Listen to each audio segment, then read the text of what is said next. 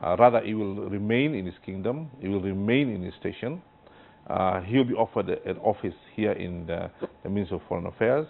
He will be briefed on his responsibilities and duties. Ku Lwokutaano Ssabbiiti ewedde, President Museveni yalonda Kyabazinga wa Busoga William Gabula Nalipokuna okubeera omu ku ambassador naye ng'emirimu agikolera wansi w'ofiisi ya mukulembeze wa ggwanga.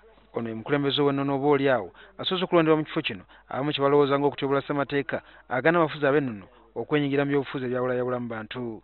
Kyokka gavumenti egamba nti yejjusa ku kino kubanga kyakuyamba ekitundu kya Busoga.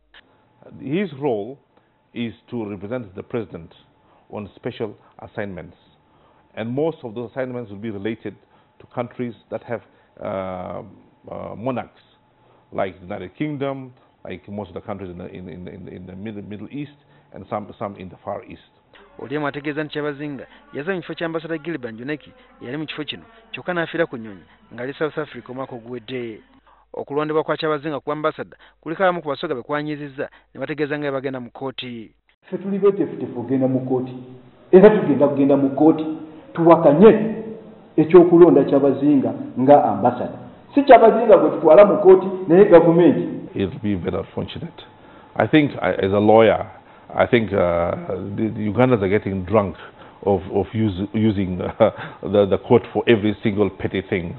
For heaven's sake, let the Kyabazinga decide whether to take this role or not. And for heaven's sake, the people of Busoga, don't be hoodwinked for those who wish you the worst. I'm an actually from the north. I wish you the best. Take this. If you don't take it, we will take it. Kyokka lwa Abasoga balowooza nti okulonda kwa Kyabazinga kwa kuyamba nnyo ekitundu kyabwe. He will rub shoulders with people he would never even rub shoulders with. He will have access to in places where he would never have access to places. He'll be able to whisper in the ears of head of states, kings and queens around this world of the problems of the people of Busoga and what he thinks and projects he thinks can bring Busoga. Ekimu ku binyizizza Abasoga kwe kubanga Kyabazinga agenda kusengejjebwa mu kakiiko ka Parliament akavunaanyizibwa okusunsulamu abantu President Museveni baba alonze akakulira Speaker Rebecca Kadaga mu buwangwa alina okubeera wansi wa Kyabazinga. I am sure she will handle it so professionally, and as usual, she will outsmart all those who think that they've trapped her this time. Ssemateeka ennyingo y'ebiri mwana mu omukaaga akatundu akokusatu omukulembeze w'ennono takkiriza kwetaba mu byabufuzi ebyawulayawula mu bantu.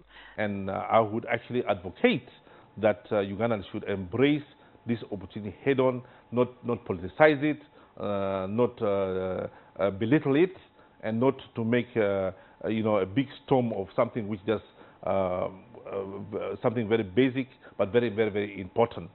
Minisita Oliemu era yanukulira ku ky'okulondebwa kwa ssentebe wa DP mu ggwanga Muhammad Kezaala ku bumyuka bwa ambassador. Ekibiina kya DP kisuubira okubeera n'ekyenkomeredde olunaku lw'enkya ku nsonga za Kezaala. The president is a Ugandan like every other Ugandans. He should be given opportunity, and I don't see a reason why it should be seen in the context of the president trying to break or split the DP party. The politicians, Mao is a very good politician. Like all other politicians, they will always have something to say.